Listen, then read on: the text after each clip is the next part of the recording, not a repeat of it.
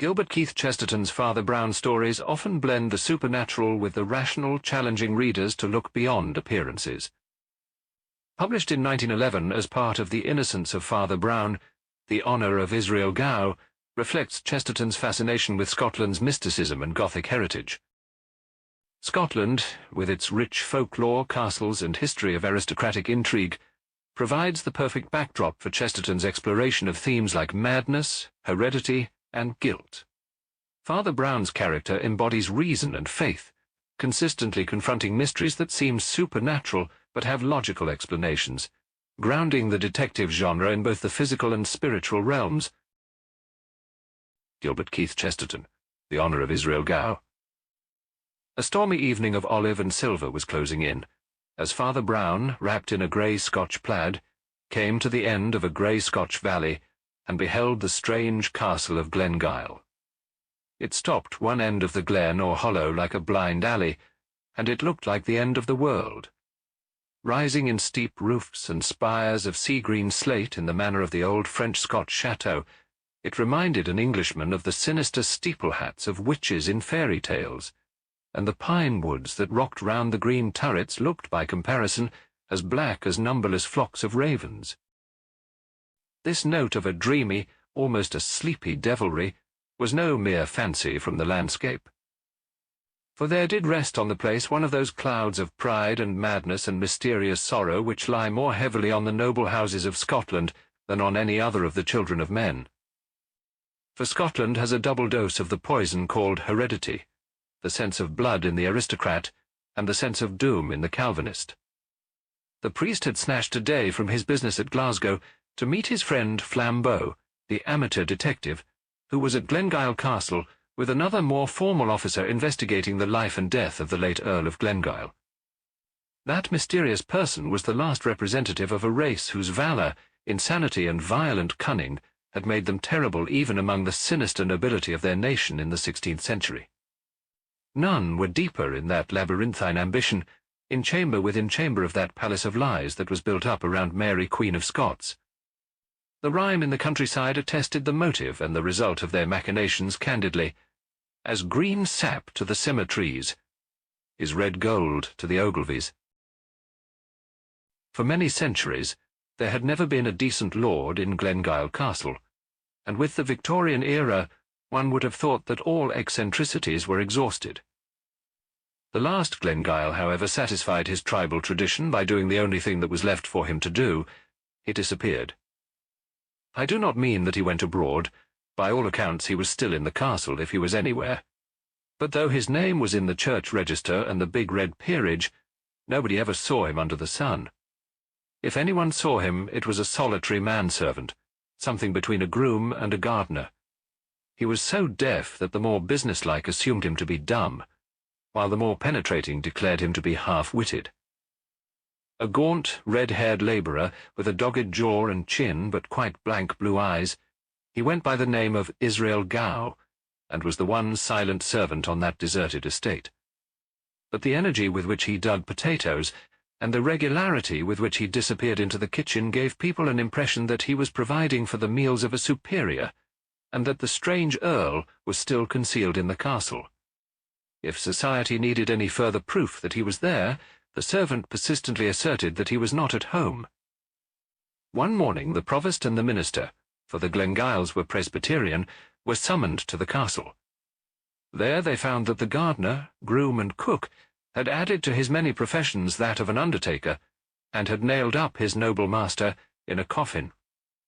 With how much or how little further inquiry this odd fact was passed, did not as yet very plainly appear, for the thing had never been legally investigated till Flambeau had gone north 2 or 3 days before. By then the body of Lord Glengyle, if it was the body, had lain for some time in the little churchyard on the hill. As Father Brown passed through the dim garden and came under the shadow of the chateau, the clouds were thick, and the whole air damp and thundery. Against the last stripe of the green-gold sunset, he saw a black human silhouette, a man in a chimney-pot hat, with a big spade over his shoulder. The combination was queerly suggestive of a sexton, but when Brown remembered the deaf servant who dug potatoes, he thought it natural enough. He knew something of the Scotch peasant.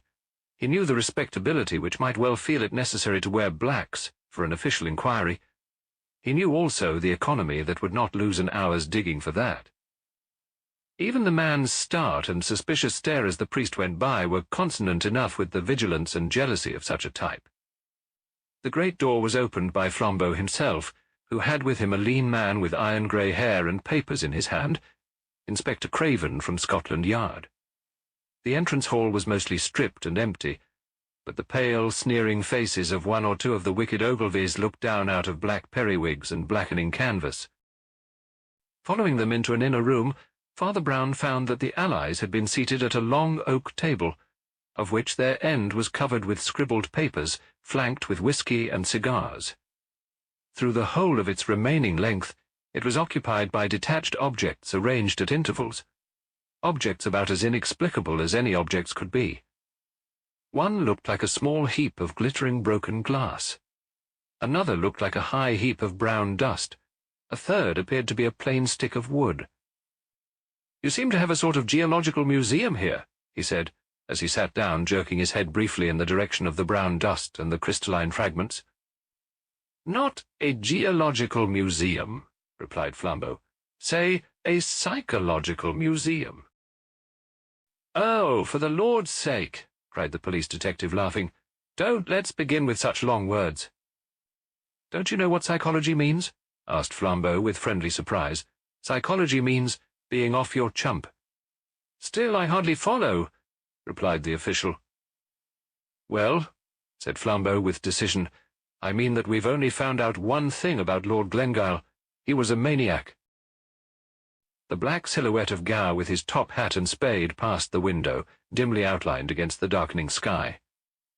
Father Brown stared passively at it and answered, "I can understand there must have been something odd about the man, or he wouldn't have buried himself alive, nor been in such a hurry to bury himself dead. But what makes you think it was lunacy?"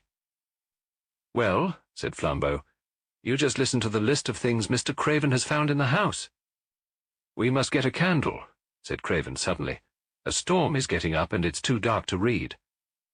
"Have you found any candles?" asked Brown, smiling. "Among your oddities?" Flambeau raised a grave face and fixed his dark eyes on his friend. "That is curious, too," he said. 25 candles, and not a trace of a candlestick."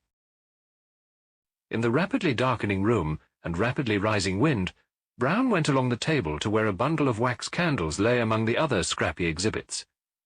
As he did so, he bent accidentally over the heap of red-brown dust, and a sharp sneeze cracked the silence. "Hello!" he said. "Snuff!" He took one of the candles, lit it carefully, came back and stuck it in the neck of the whisky bottle. The unrestful night air, blowing through the crazy window, waved the long flame like a banner, and on every side of the castle they could hear the miles and miles of black pine-wood seething like a black sea around a rock. "I will read the inventory," began Craven gravely, picking up one of the papers. "The inventory of what we found loose and unexplained in the castle. You are to understand that the place generally was dismantled and neglected, but one or two rooms had plainly been inhabited in a simple but not squalid style by somebody who was not the servant Gow. The list is as follows.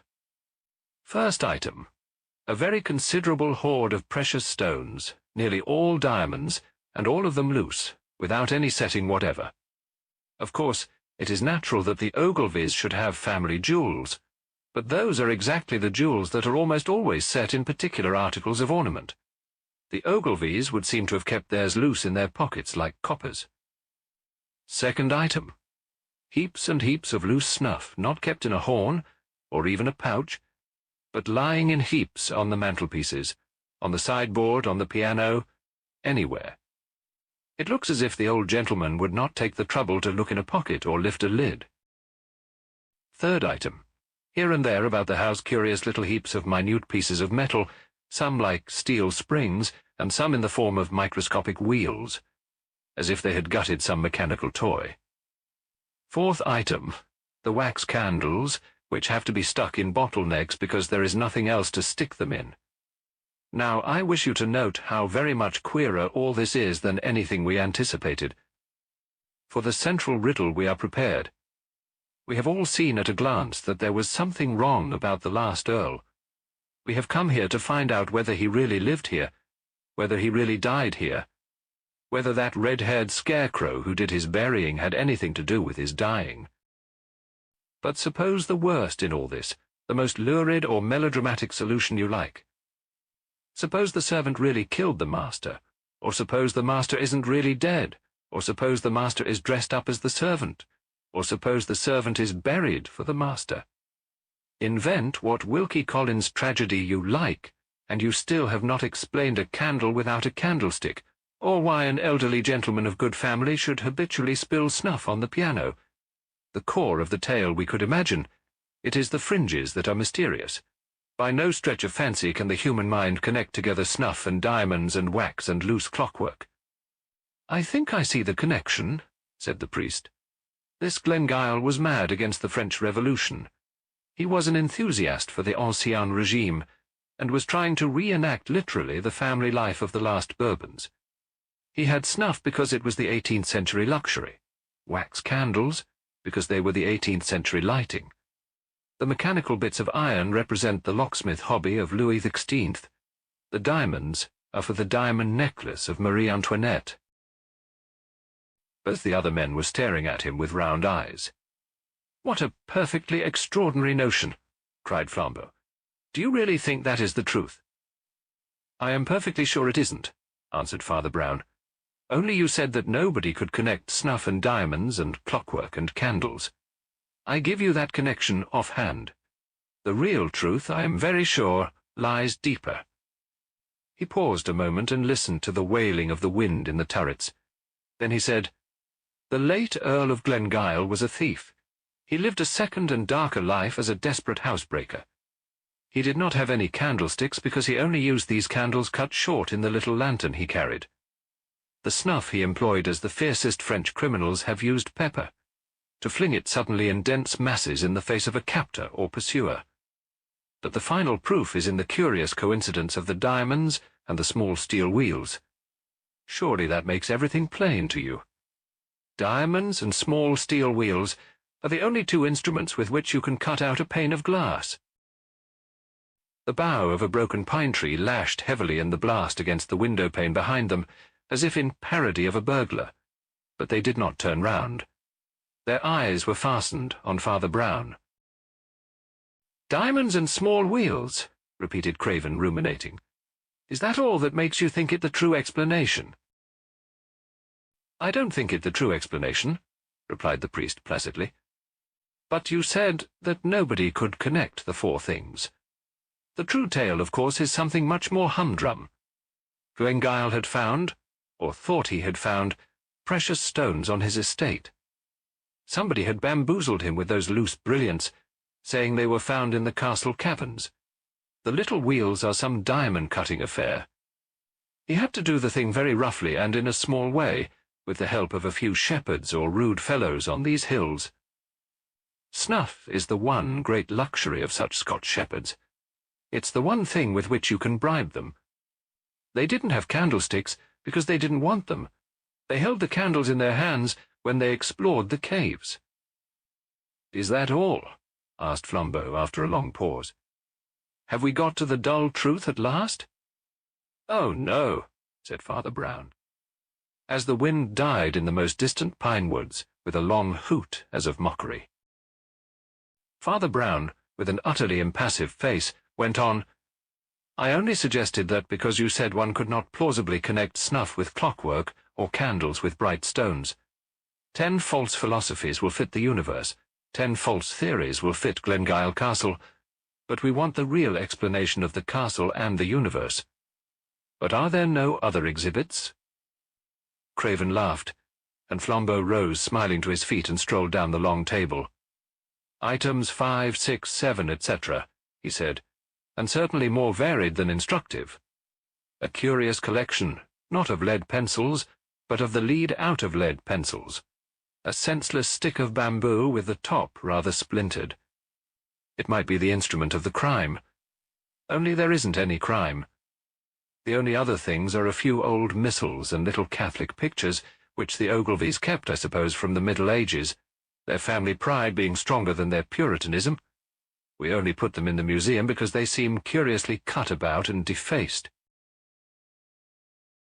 The heady tempest without drove a dreadful rack of clouds across Glengyle and threw the long room into darkness as Father Brown picked up the little illuminated pages to examine them.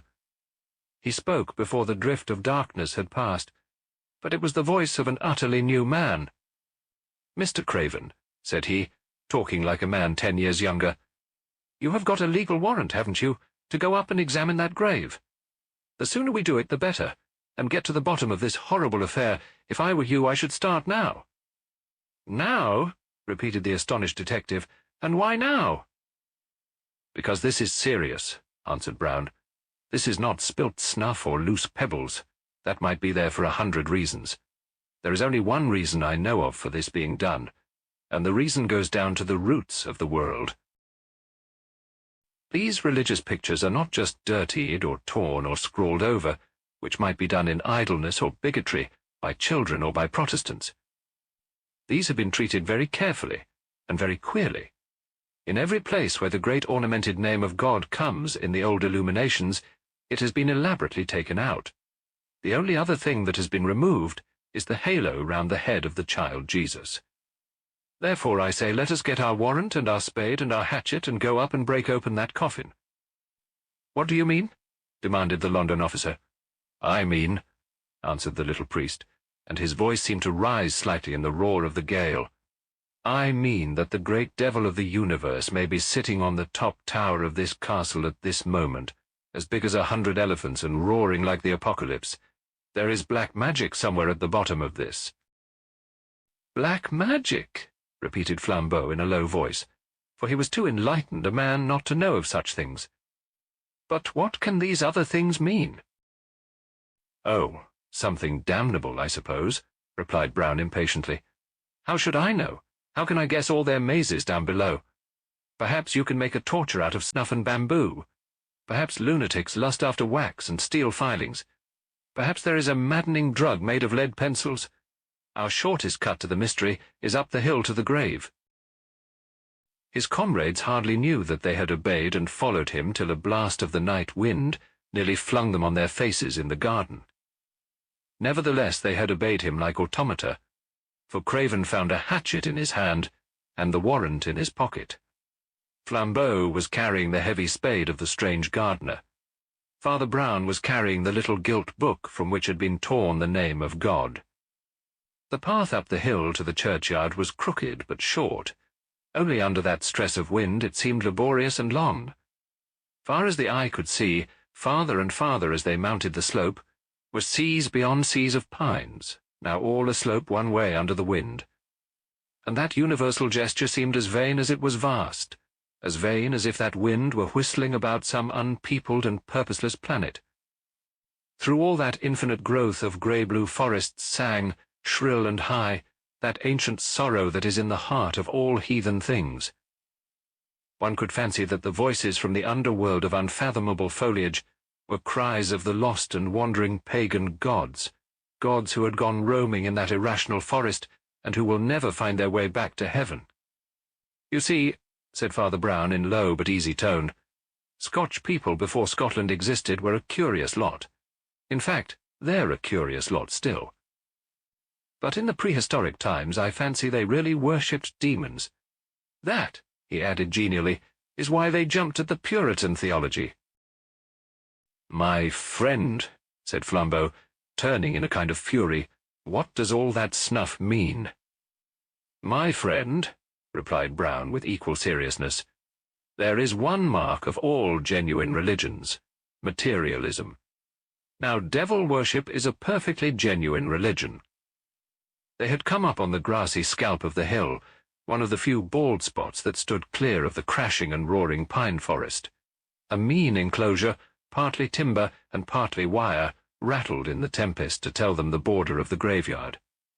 But by the time Inspector Craven had come to the corner of the grave, and Flambeau had planted his spade point downwards and leaned on it, they were both almost as shaken as the shaky wood and wire.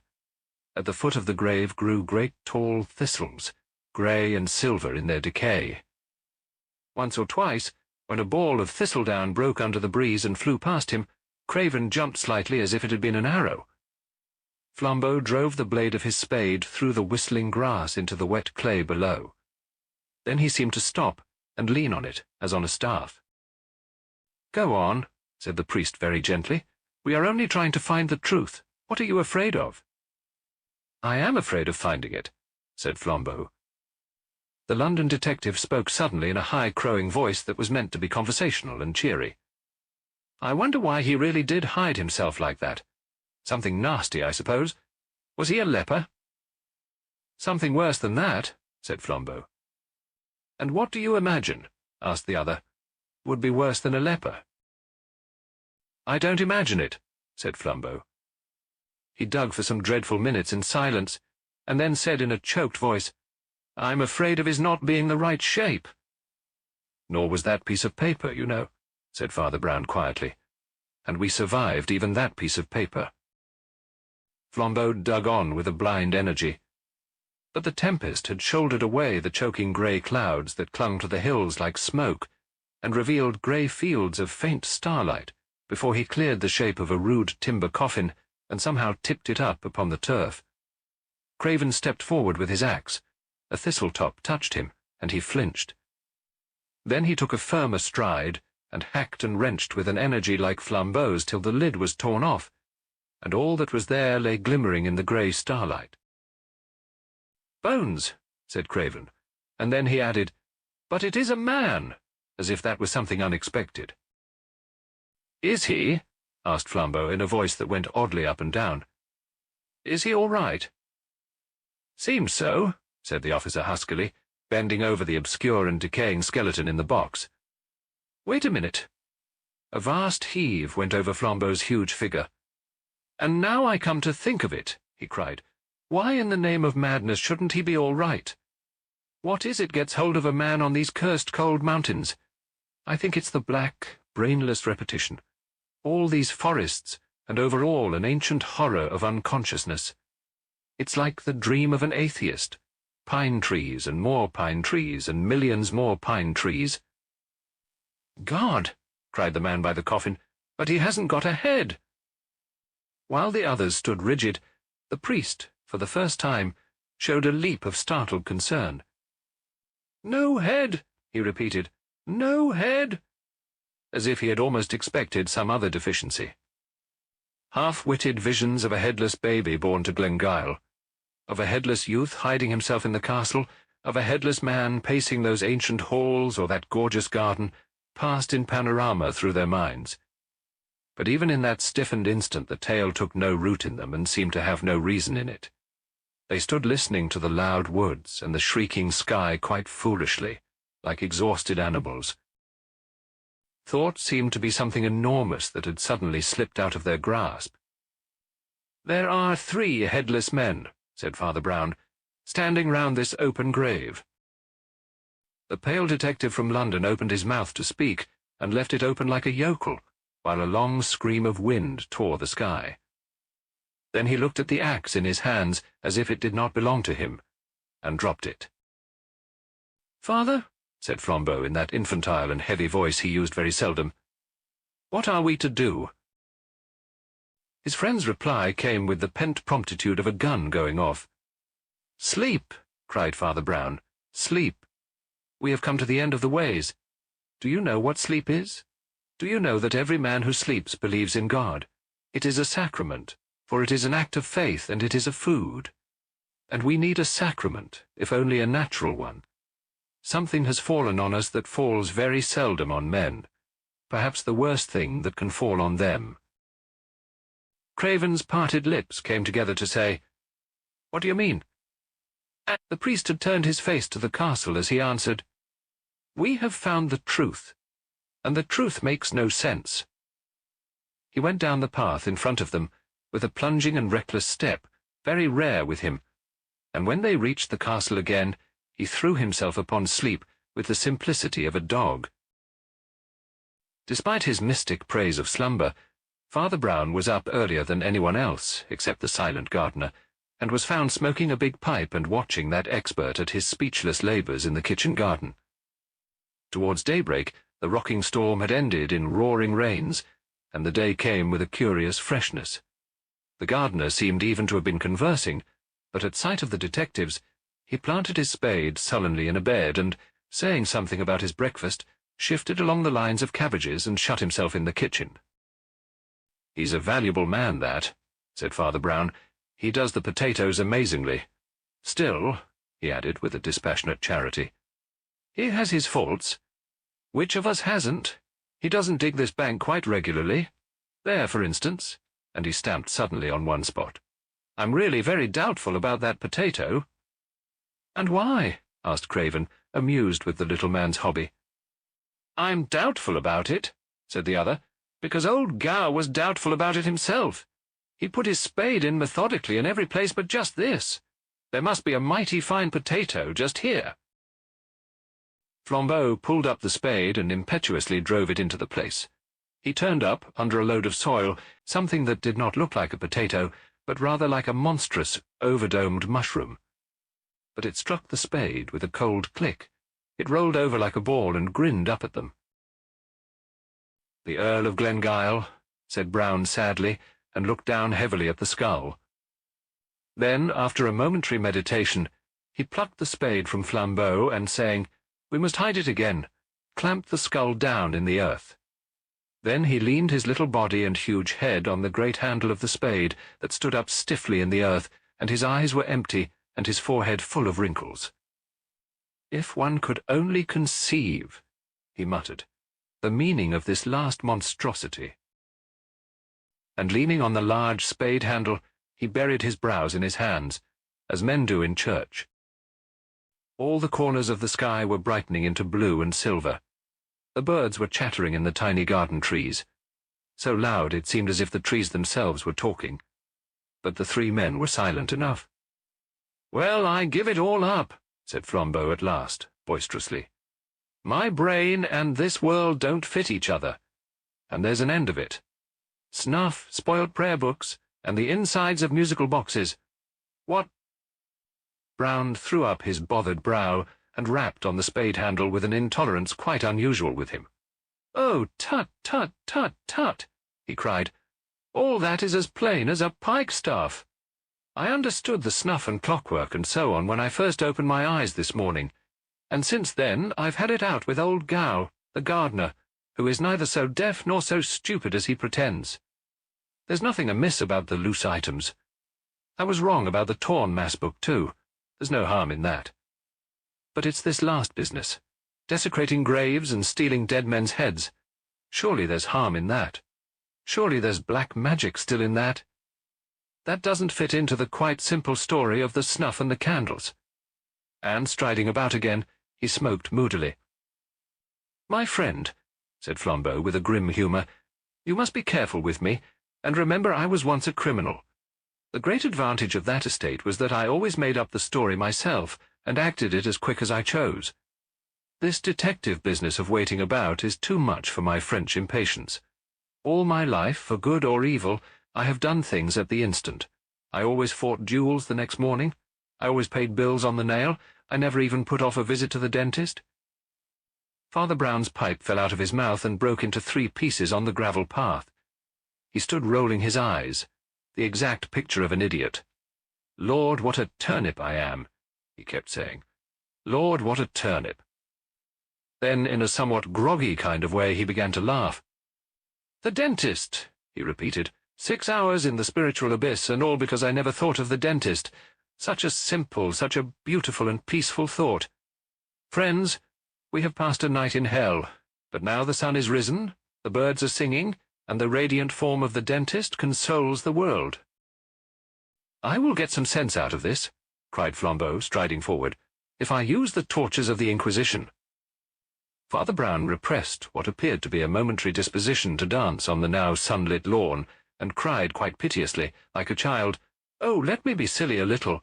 You don't know how unhappy I have been, and now I know that there has been no deep sin in this business at all.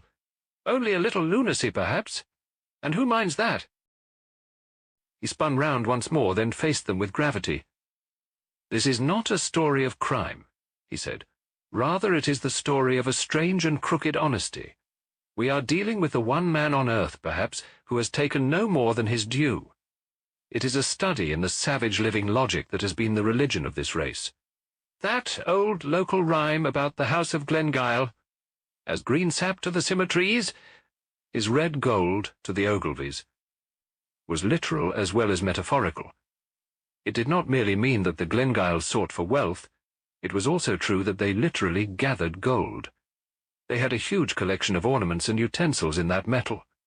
They were, in fact, misers whose mania took that turn.